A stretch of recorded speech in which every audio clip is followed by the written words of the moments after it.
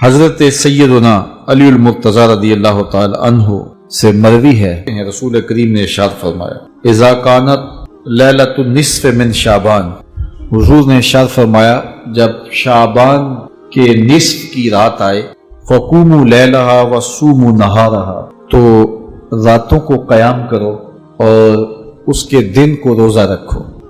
فإن اللہ تعالی ینزل فیہا لغروب الشمس الی سماء الدنیا، اللہ تعالیٰ جل شانہ نزول اجلال فرماتا ہے غروب شمس کے ساتھ ہی پہلے آسمان پر، فیقول، اور ارشاد فرماتا ہے کوئی ہے مجھ سے بخشش مانگنے والا میں اس کو بخش دوں، ہے کوئی مجھ سے رزق طلب کرنے والا میں اس کو رزق دوں، ہے کوئی مصیبت میں پھنسا ہوا میں اس کی مصیبت دور کر دوں، ہے کوئی اس مصیبت میں پھنسا ہوا ہے کوئی اس ضرورت کا حامل، تو یہ اللہ تعالیٰ ارشاد فرماتا رہتا ہے یہاں تک کہ فجر طلوع ہو جاتی ہے، تو طلوع فجر تک اس رات کو اللہ کی رحمتیں آواز دیتی ہیں۔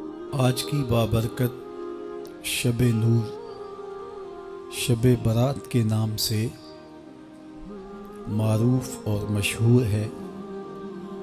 اس بابرکت شب کے دامن میں اتنی برکتیں اور اتنی رحمتیں ہیں کہ اللہ جل شانہ گناہ گاروں کو جہنم کی آگ سے آزاد فرما دیتا ہے۔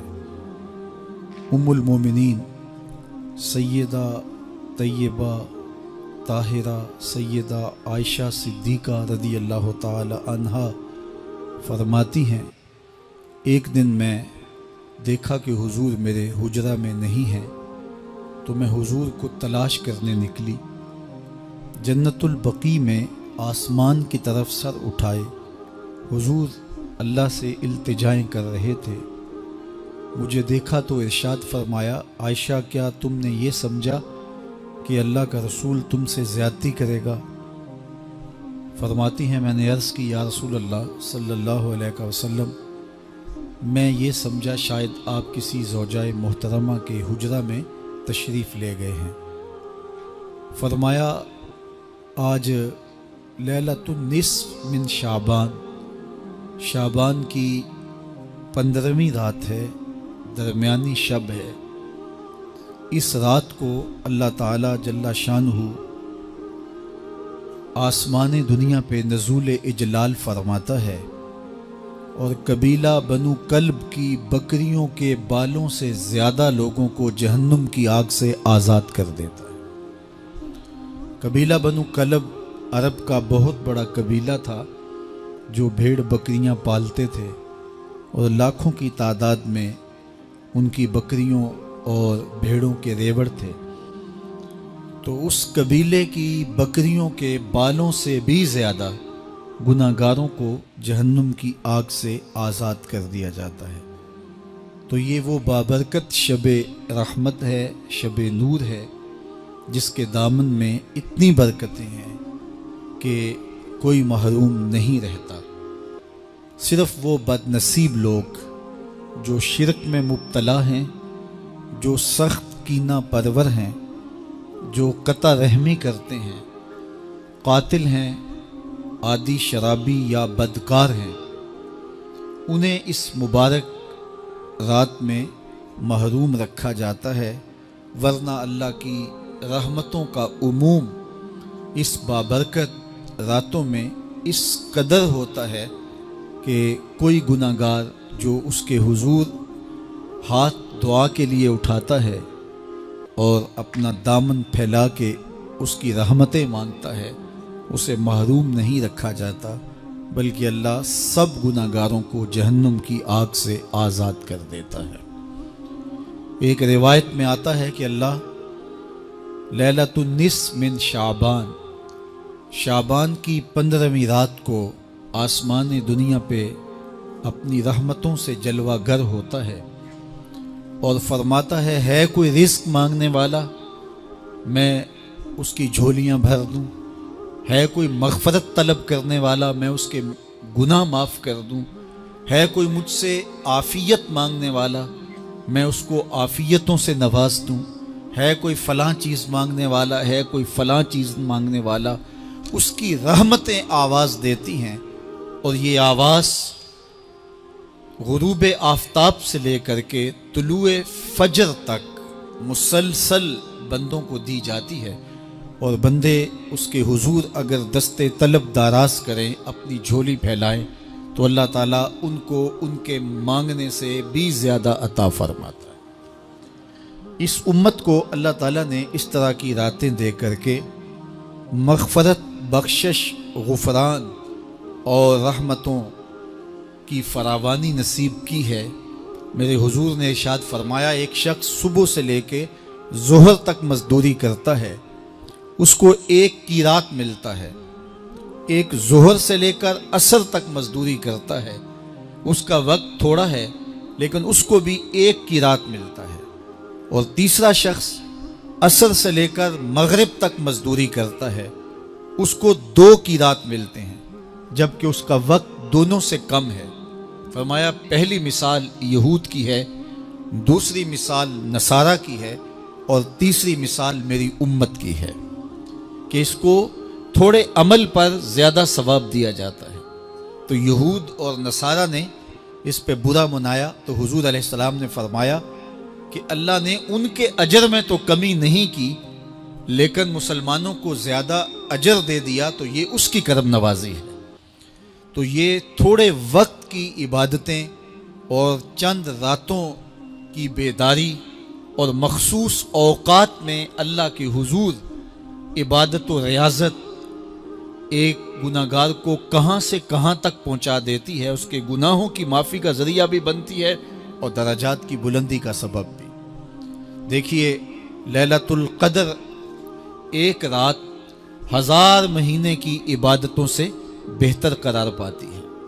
اسی طرح دیگر مواقع ہیں کہ اللہ تعالیٰ اس امت کے لیے رکھے ہیں، رحمت رب بہانہ می طلب، اور یوں بھی پڑھا گیا رحمت رب بہانہ می طلب۔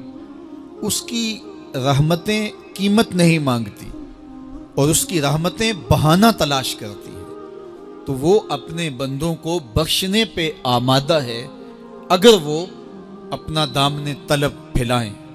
قرآن مجید میں ایک مقام دیکھیے کتنا دل آویز ہے، فرمایا ما یفعل اللہ بعذابکم، اللہ تمہیں عذاب دے کے کیا کرے گا؟ اس کی یہ چاہت نہیں ہے کہ تمہیں عذاب میں مبتلا کرے، اس کی چاہت یہ ہے کہ تم اس کی چوکھٹ پہ آؤ، جھولی پھیلاؤ، اس سے خیرات اور رحمت مانگو، اور وہ تمہارے ماضی کے سارے گناہ معاف کر کے، ساری غلطیاں معاف کر کے تمہیں اپنی رحمتوں سے مالا مال فرما دے۔ تو وہ بندوں کو بخشنے پہ، بندوں کی مغفرت کرنے پہ آمادہ ہے اور اس کی رحمتیں بہانے تلاش کرتی ہیں۔ اللہ اکبر۔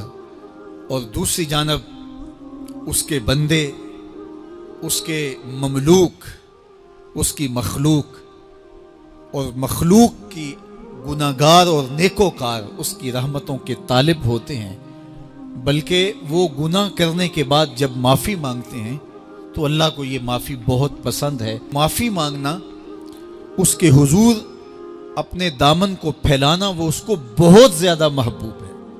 انسان کی فطرت کے اندر گناہ رکھا گیا ہے۔ آگ، ہوا، مٹی، پانی، یہ ان 4 چیزوں کا مرکب ہے۔ اس کے جو عناصر ہیں اس میں کبھی اعتدال قائم نہیں رہتا اور اس سے گناہ سرزد ہو جاتے ہیں۔ گناہ کرنے کے بعد بندے کا اس گناہ پہ اصرار کرنا، اڑ جانا، ضد کرنا، توبہ نہ کرنا اللہ کو یہ پسند نہیں، لیکن اگر اس سے گناہ سرزد ہو جائے تو پھر وہ توبہ کر لے تو اللہ کو یہ بہت زیادہ پسند ہے۔ جو اس سے ہو سکے نیکی وہ اللہ کے حضور پیش کرے، لیکن اس کے اندر جو شر رکھی گئی ہے، اس کے اندر جو قوتیں گناہ کی رکھی گئی ہیں، اس سے اگر اس سے گناہ سرزد ہو جائے تو پھر وہ اللہ سے توبہ کرے، اللہ کی طرف رجوع کرے، تو اللہ اس کی توبہ کو نہ صرف قبول کرتا ہے بلکہ اس کے گناہوں کو معاف کرتا ہے اور گناہوں کو بدل کے نیکیوں میں تبدیل کر دیتا ہے۔ جب گناہ نیکیوں میں تبدیل ہو گئے تو جتنا بڑا گناہ گار تھا اتنا بڑا نیکوکار ہو گیا۔ حضرت سیدنا عمر رضی اللہ تعالیٰ عنہ بازار میں جا رہے تھے تو ایک شرابی نے ہاتھ میں بوتل پکڑی تھی شراب کی، تو حضرت عمر ہاتھ میں درہ رکھتے تھے اور آپ کا جاہ و جلال دیدنیت ہوتا، تو جو ہی حضرت عمر رضی اللہ تعالیٰ عنہ کو اس نے دیکھا تو ڈر گیا اور دل ہی دل میں کہا اے اللہ آج عمر کے قہر سے بچا لے، میں تیری بارگاہ میں سچی توبہ کرتا ہوں، اور جلدی سے شراب کو بغل میں چھپا لیا۔ اتنے میں حضرت عمر سر پہ پہنچ گئے اور گرج کر کڑک کے کہا کہ یہ تیری بغل میں کیا ہے؟ چونکہ اس کو بوتل چھپاتے دیکھا تھا تو وہ ڈر گیا اور ڈرتے ڈرتے کہنے لگا حضرت یہ سرکہ ہے۔ اب تھی تو شراب، لیکن ڈرتے ہوئے بولا حضرت سرکہ ہے۔ تو حضرت عمر نے کہا نکال۔ جب نکالا تو شراب نہیں تھی، واقعی سرکہ بن چکا تھا۔ تو جب اللہ کے حضور کوئی توبہ کرتا ہے، اللہ اس کے گناہوں کو بدل کے نیکیوں میں تبدیل کر دیتا ہے۔ حدیث پاک میں آتا ہے کہ قیامت کے دن اللہ ایک شخص کو کہے گا کہ اپنا نامہ اعمال پڑھ، تو وہ نامہ اعمال پڑھنے لگ جائے گا۔ تو نامہ اعمال کے اندر چھوٹے گناہ بھی ہوں گے، بڑے گناہ بھی ہوں گے۔ تو اللہ سے حیا کرتے ہوئے، شرم کرتے ہوئے وہ بڑے بڑے گناہوں کو چھوڑتا جائے گا اور چھوٹے چھوٹے گناہوں کو پڑھتا رہے گا۔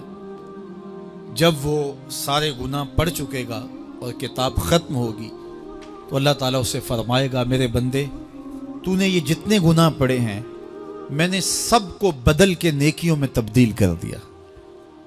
تو بندہ کہے گا اللہ ابھی تو میرے بڑے بڑے گناہ رہتے ہیں جو میں نے پڑھے ہی نہیں۔ فَضَحِكَ النَّبِيُّ حَتَّى بَدَتْ أَنْيَابُهُ، حضور جب یہ بیان فرما رہے تھے تو حضور اتنا مسکرائے کہ صحابہ نے حضور کی داڑھیں دیکھ لی۔ تو پہلے وہ بڑے بڑے گناہ چھوڑے جا رہا تھا، لیکن جب اللہ فرمائے گا کہ میں تیرے گناہوں کو بدل کے نیکیوں میں تبدیل کر دیا، تو وہ کہے گا ابھی تو بڑے بڑے گناہ رہتے جو میں نے ابھی پڑھے ہی نہیں۔ تو جب کوئی بندہ اس کے حضور توبہ کرتا ہے، اللہ یہ نہیں دیکھتا اس نے گناہ کتنے کیے ہیں، یہ دیکھتا ہے بندہ آیا میری چوکھٹ پہ ہے تو اللہ اس کے پچھلے سارے گناہ معاف فرما دیتا ہے۔ اللہ اکبر۔ میرے اور آپ کے آقا و مولا نے اللہ کے حضور توبہ کرنے اور اس پر اللہ کی خوشی اور اللہ کی خوشنودی کا ذکر کرتے ہوئے ایک مثال بیان فرمائی کہ ایک شخص صحرا میں سفر کر رہا تھا، تو وہ ایک درخت کے نیچے دوپہر کاٹنے کے لیے، سستانے کے لیے رک گیا اور درخت کے ساتھ اپنے اونٹ کو باندھ دیا اور خود لیٹ گیا تاکہ دوپہر کاٹ لوں۔ تھوڑی دیر کے بعد جب اس کی آنکھ کھلی تو اس نے کیا دیکھا کہ اونٹ ماں ساز و سامان کے ساتھ غائب ہے۔ اب صحرا میں اونٹ کا گم ہو جانا گویا زندگی چلے جانے کے مترادف ہے۔ تو اس نے دائیں بائیں بھاگ دوڑ کے دیکھا کہ کہیں اونٹ کا نشان مل جائے، لیکن اونٹ کا نشان نہیں ملا۔ تا حد نظر کوئی انسانی آبادی نہیں۔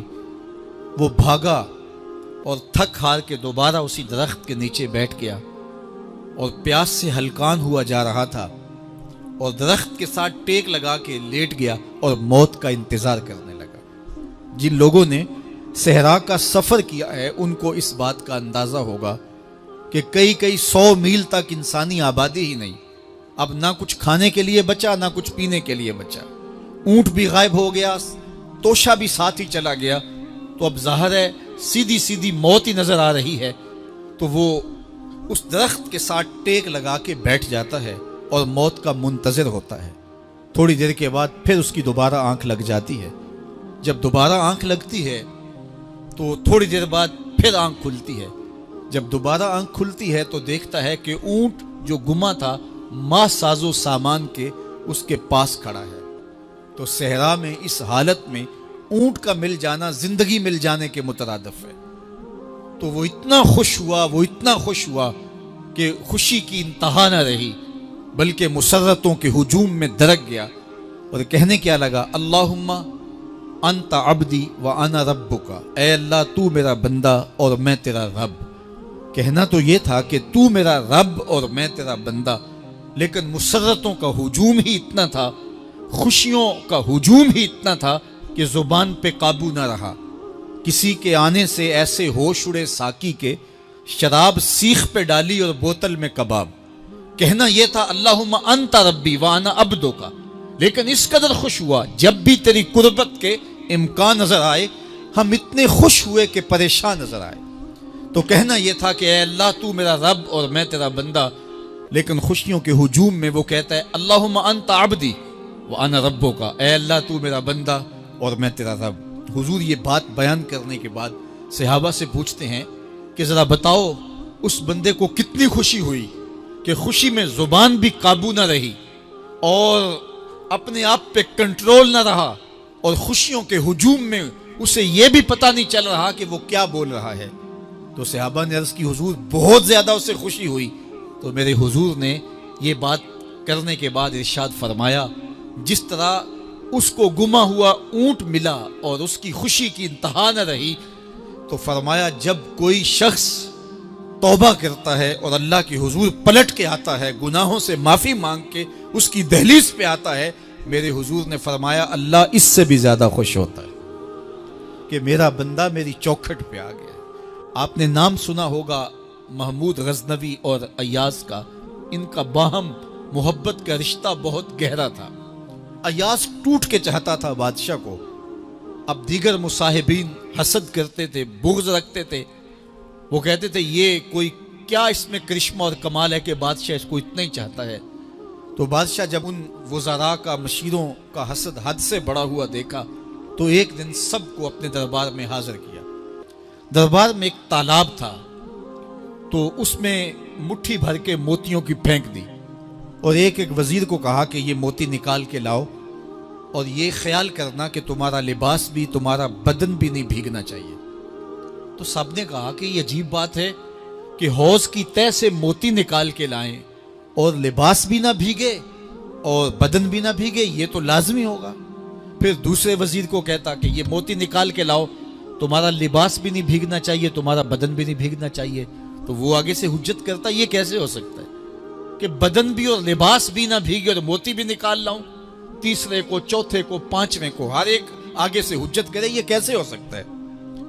پھر ایاز آ گیا تو بادشاہ نے ایاز کو کہا کہ یہ موتی نکال کے لانے ہیں اور تمہارا لباس بھی اور تمہارا بدن بھی نہیں بھیگنا چاہیے۔ ایاز نے فوراً چھلانگ لگائی اور موتی نکالے۔ جب باہر نکلا تو بدن اور لباس پانی سے نچڑ رہا تھا، تو ایسے موتی بادشاہ کو پیش کیے اور بدن کپ کپا رہا تھا۔ تو بادشاہ بڑے غصے سے کہا کہ ایاز تمہارا بدن بھیگ گیا، تمہارے کپڑے بھی بھیگ گئے، میں نے کہا تھا لباس بھی نہیں بھیگنا چاہیے، کپڑے بھی نہیں بھیگنے چاہیے۔ تو ایاز بڑی لجاجت سے عرض کرنے لگا بادشاہ سلامت، آپ کے دو حکم تھے، ایک یہ کہ موتی نکال کے لانے ہیں، دوسرا حکم یہ تھا کہ لباس اور کپڑے بھیگنے نہیں چاہیے۔ تو ایک حکم میں نے پورا کر دیا ہے، دوسرے کی معافی چاہتا ہوں۔ تو صاحب اللہ نے حضرت انسان کے سینے میں جذبات کا ایک جہاں آباد کیا ہے، شیطان کو بھی انسان کے پیچھے لگا دیا اس کی آزمائش کے لیے، اس کے امتحان کے لیے۔ نفس بھی اس کے اندر موجود ہے، اور دوسری جانب اس کو گناہوں سے منع بھی کیا اور نیکی کی تلقین بھی کی۔ اب کتنی مشکل زندگی ہے حضرت انسان کی، آئی جان شکنجے اندر جویں ویلنے دے وچ گنا، کتنی مشکل زندگی ہے۔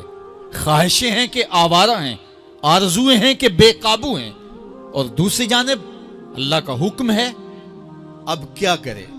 تو گناہ کرنے کے بعد پھر اللہ کے حضور توبہ کر لے، جو ممکن ہو وہ نیکی کرے اور گناہ سے مقدور بچنے کی کوشش کرے، لیکن بشری تقاضوں کے تحت اگر اس سے گناہ کبھی سرزد ہو جائے تو اس پر اکڑے نہ اور اس پہ مصر نہ رہے، اس پہ اصرار نہ کرے، بلکہ فوراً اللہ کے حضور توبہ کرے۔ گناہ کرنے کے بعد بندہ جب توبہ کرتا ہے، التائب من الذنب کمن لا ذنب لہ، تو وہ ایسے ہوتا ہے جس طرح اس نے گناہ کیا ہوا ہی نہیں۔ بندہ 100 بار گناہ کر کے توبہ کرے، اللہ 100 بار معاف فرما دے۔ وہ کریم ہے، 70 ماؤں سے زیادہ پیار کرتا ہے۔ تو بندے اس کی دہلیز پہ جب توبہ کرتے ہیں، رجوع کرتے ہیں اور اس سے معافی مانگتے ہیں، تو وہ یہ نہیں دیکھتا کہ یہ گناہ گار کتنا بڑا ہے، وہ یہ دیکھتا ہے کہ یہ میری دہلیز پہ آیا ہے اور اس کے ما قبل کے سارے گناہ معاف بھی کرتا ہے، بلکہ گناہوں کو بدل کے نیکیوں میں بھی تبدیل کر دیتا ہے۔ آئیے اب قرآن مجید میں ان لوگوں کی کہانی بھی پڑھیے جو اپنی زندگی کو اپنے مالک کے نام لگا چکے ہیں، اور ان سے اگر کوئی معاملہ سرزد ہو جاتا ہے تو وہ کس قدر اللہ سے ڈرتے ہیں.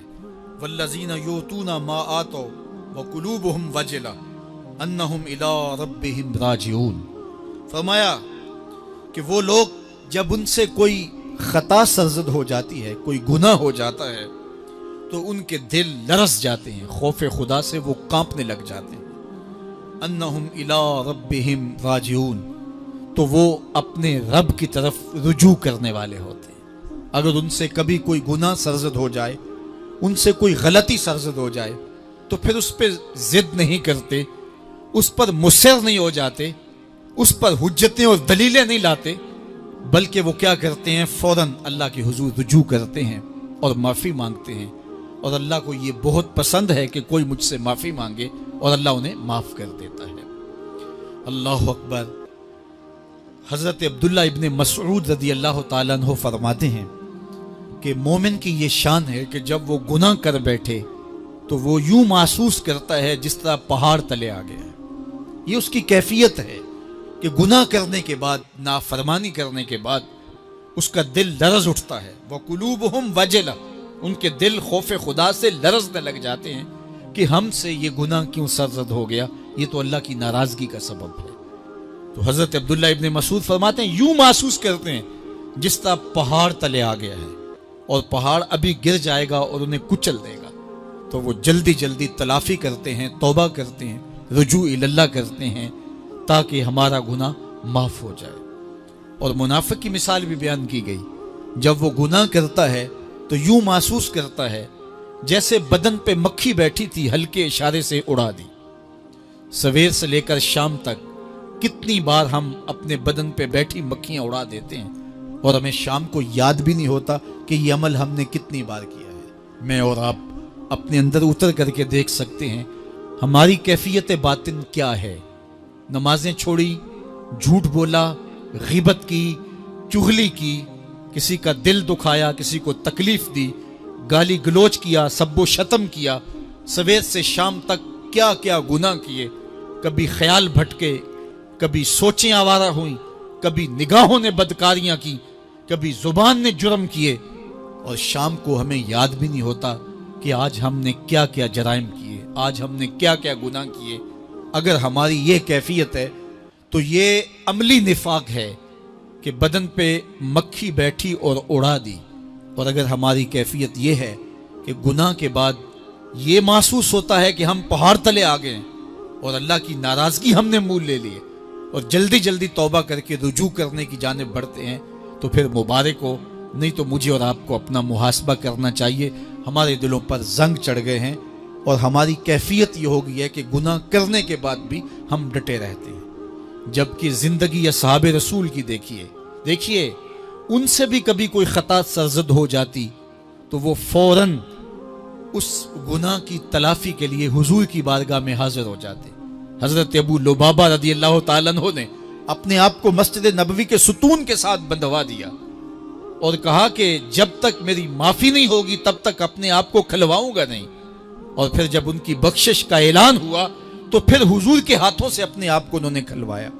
ایک خاتون حضور کی خدمت میں حاضر ہوئی اور عرض کی یا رسول اللہ صلی اللہ علیہ وسلم، مجھ سے بدکاری سرزد ہو گئی ہے اور میرے پیٹ میں بچہ ہے، اور میں چاہتی ہوں کہ آخرت کی سزا کی بجائے دنیا کے اوپر اس کی سزا مجھے دے دی جائے تاکہ میں پاک ہو جاؤں اور صاف ہو جاؤں، کیونکہ آخرت کی سزائیں بہت سخت ہیں. اللہ کے محبوب علیہ السلام نے جبریل امین سے ایک دن پوچھا تھا مجھے جہنم کے عذابوں کا ذکر سناؤ، تو عرض کی یا رسول اللہ صلی اللہ علیہ وسلم، سب سے ہلکا عذاب، اخف العذاب، ہلکا ترین عذاب یہ ہے کہ جہنمی کے پاؤں میں آگ کے جوتے رکھے جائیں گے. باقی اس کے پورے بدن پہ آگ نہیں ہوگی، صرف آگ کے جوتے اس کو پہنائے جائیں گے، لیکن اس کی حدت، گرمی اور شدت اتنی ہوگی، یغلی منہما دماغہ، اس کی شدت سے اس کا دماغ پگھل کر ناک اور کانوں کے ذریعے سے باہر آنا شروع ہو جائے گا. یہ سب سے ہلکے عذاب کی کیفیت ہے. اور جو عذاب سخت ہیں، الیاذ باللہ، اللہ تعالیٰ قرآن مجید میں فرماتا ہے ثم لا يموت فیہا ولا یحیا، اس بڑے عذاب کا ذکر کیا جو جہنمیوں کو دیا جائے گا فرمایا اس عذاب کی کیفیت یہ ہوگی بندہ نہ جیے گا نہ مرے گا. جیے گا اس لیے نہیں کہ آگے اور پیچھے دائیں اور بائیں آگ ہی آگ ہوگی، تو اس آگ میں جینا کو جینا تو نہیں ہوگا. اور مرے گا اس لیے نہیں کہ موت کو موت آ چکی ہوگی. جنت میں جنتیوں کو ایک ہی ڈر اور خدشہ ہوگا کہیں موت نہ آ جائے، اور جہنمیوں کو ایک ہی امید ہوگی کہیں موت آ جائے اور جان چھوٹ جائے. اللہ تعالیٰ مینڈے کی شکل میں موت کو لائے گا اور موت کو ذبح کیا جائے گا. جنتی جنت سے اور جہنمی جہنم سے دیکھ رہے ہوں گے. جب موت کو ذبح کر دیا جائے گا اب موت نہیں ہے، تو جنتی اتنے خوش ہو جائیں گے کہ اگر موت کو موت نہ آئی ہوتی تو یہ خوشی سے مر جاتے، اور جہنمی اتنے مایوس دکھی اور پریشان ہوں گے کہ اگر موت کو موت نہ آئی ہوتی تو یہ صدمے سے مر جاتے. تو وہ کتنا سخت عذاب ہوگا. اللہ یاز باللہ کے ہلکے ترین عذاب کی کیفیت یہ ہے کہ پاؤں میں آگ کا جوتا اور دماغ پگھل کے ناک اور کانوں کے راستے سے باہر آ جائے. تو اس نے عرض کی یا رسول اللہ صلی اللہ علیہ وسلم میرے اوپر حد جاری کر دیجئے. اور اس نے کہا کہ میرے پیٹ میں جو ہے وہ بچہ ہے. اللہ کے محبوب علیہ السلام نے فرمایا جاؤ جب بچہ پیدا ہو تو پھر آنا. وہ چلی گئی. تو جب بچہ پیدا ہوا تو گود میں اٹھائے پھر حضور کی خدمت میں حاضر ہوئی اور عرض کی یا رسول اللہ یہ ہے بچہ جو میں نے گناہ کیا تھا، بدکاری کی تھی، آج یہ اس کی نشانی ہے. تو اللہ کے محبوب علیہ السلام نے فرمایا کہ اسے لے جاؤ اور اسے دودھ پلاؤ، اور جب یہ کچھ کھانے پینے لگ جائے گا تو پھر آنا. تو تھوڑی دیر کے بعد، کچھ دنوں کے بعد وہ دوبارہ حاضر ہوئی اور اس نے اس بچے کے ہاتھ میں روٹی کا ٹکڑا دیا ہوا تھا اور عرض کی یا رسول اللہ دیکھ لیجئے اب یہ روٹی کھانے لگ گیا ہے. اللہ اکبر.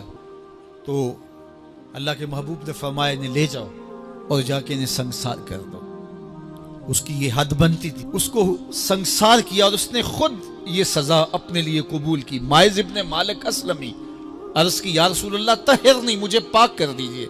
میرے حضور نے فرمایا جاؤ اللہ سے معافی مانگو. وہ گئے اور معافی مانگی. بے چینی اتنی تھی، پھر آ گئے اور عرض کی طہرنی یا رسول اللہ، حضور مجھے پاک کر دیجئے. فرمایا جاؤ اللہ سے معافی مانگو. وہ گئے، معافی مانگی، پھر پلٹ آئے. تیسری مرتبہ، چوتھی مرتبہ آقا کریم نے فرمایا فیما اطہرک، تمہیں کہا اللہ سے معافی مانگو، کریم ہے معاف کر دے گا، تم پھر پلٹ آتے ہو، تمہیں کس جرم سے پاک کروں؟ قال من الزنا، عرض کی مجھ سے بدکاری ہو گئی ہے اور میں چاہتا ہوں کہ دنیا پر فارغ ہو جاؤں. حضور نے فرمایا کہ اس کا توازن عقلی تو ٹھیک ہے. عرض کی حضور صحیح الحواس ہے. کہا کہ یہ نشے میں تو نہیں کہہ رہا. کسی نے اٹھ کے منہ سونگا. کہا حضور ایسی بات بھی نہیں ہے. فرمایا تم سوچ لو کیا کہہ رہے ہو. کہا حضور جو میں کہہ رہا ہوں وہ سچ کہہ رہا ہوں، مجھ سے گناہ سرزد ہو گیا اور میں چاہتا ہوں کہ دنیا پر ہی فارغ ہو جاؤں. اللہ کے محبوب علیہ السلام نے فرمایا کہ انہیں سنگسار کر دو. ماعز ابن مالک اسلمی کو سنگسار کر دیا گیا. جب ان کا جنازہ اٹھا تو حضور بھی جنازے کے جلوس میں تھے. کسی کی زبان سے نکلا لو ماعز نے گناہ کیا تھا. بس یہ بات سننے کی دیر تھی، اللہ کے محبوب کے چہرے پہ جلال آ گیا. فرمایا خبردار اگر کسی نے میرے ماعز پہ بات کی. میرے ماعز نے ایسی سچی توبہ کی ہے اگر روئے زمین کے تمام مسلمانوں میں بانٹ دی جائے لکفاہم، سب کی مغفرت ہو جائے، کہ انہوں نے اپنے آپ کو خود پیش کیا ہے.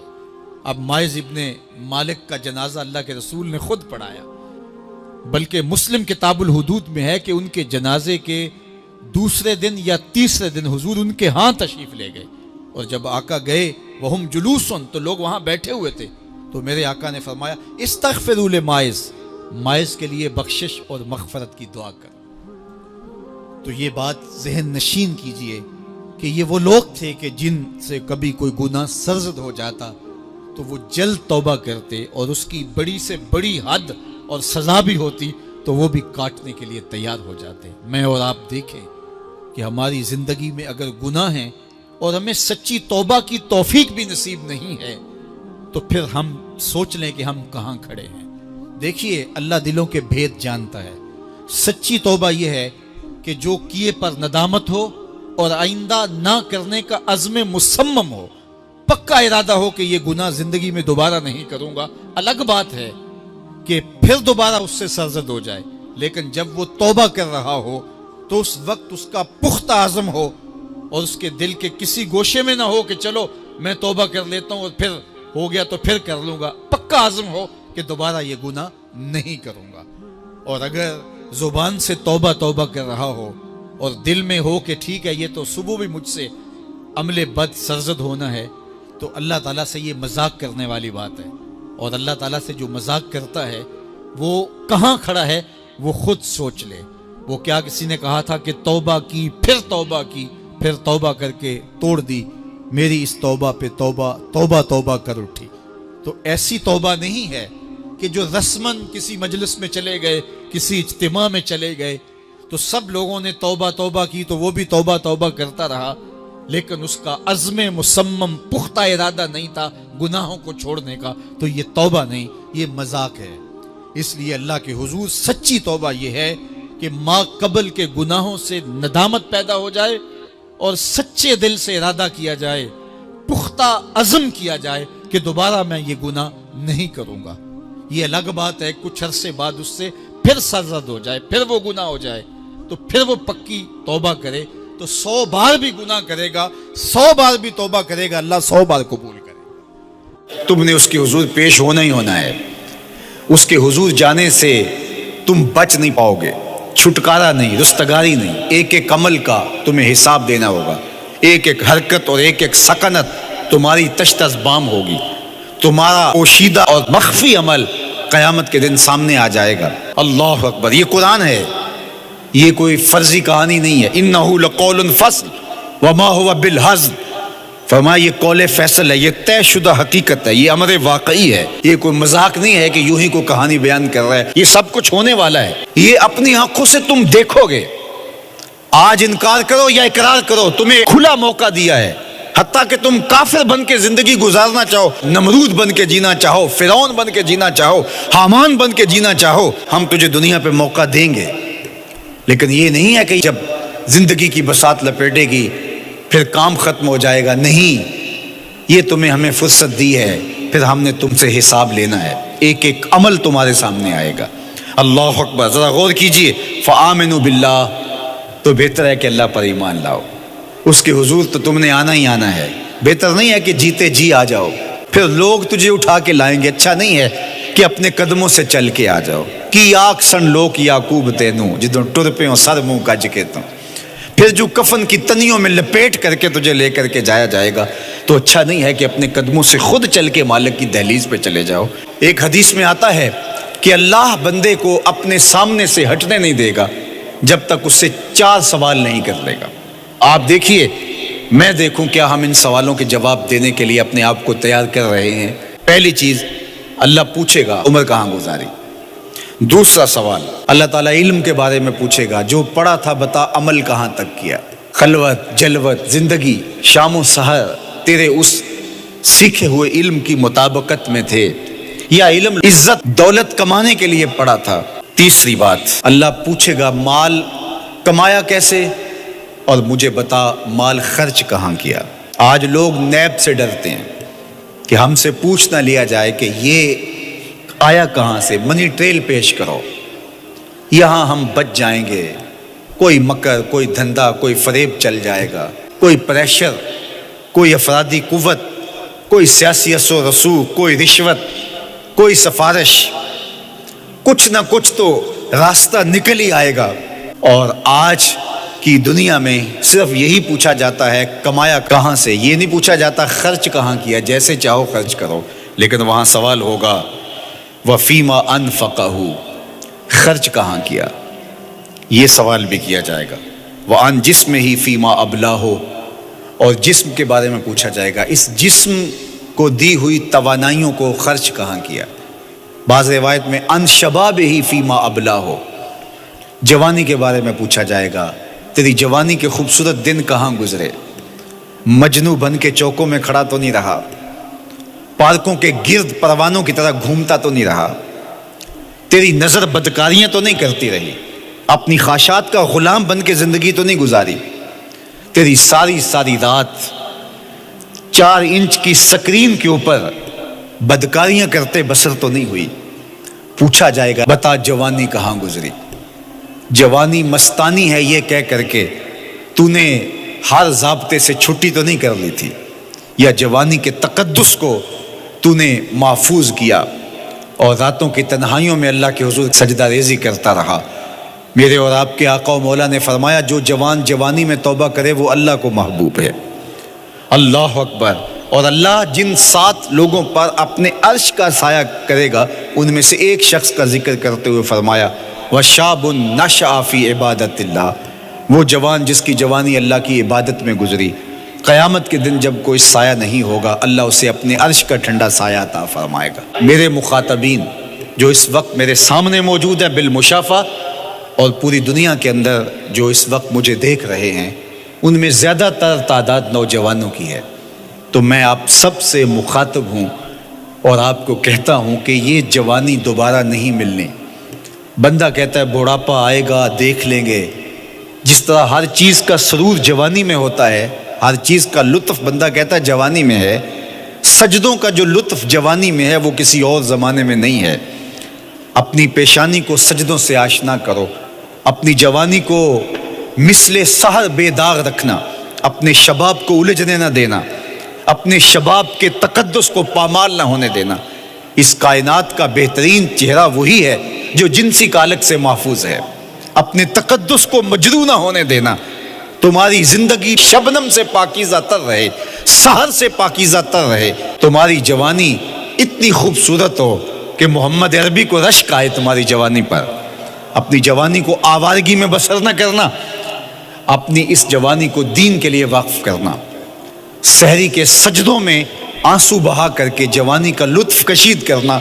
جوانی کا لطف اور مزہ رب کے ساتھ محبت اور رب کے ساتھ عشق کرنے میں ہے۔ جوانی کے اندر دل کی بے تابیاں، دل کی بے چینیاں اور دل کی بے قراریاں ذرا مسلح پہ لے کے آؤ۔ عشق کرنا ہے تو کسی آوارہ سے نہیں، عشق کرنا ہے تو رب العالمین سے کرو، آمنہ کے لال سے کرو، تو پھر دیکھنا کہ یہ جوانی کیا نور بخشتی ہے۔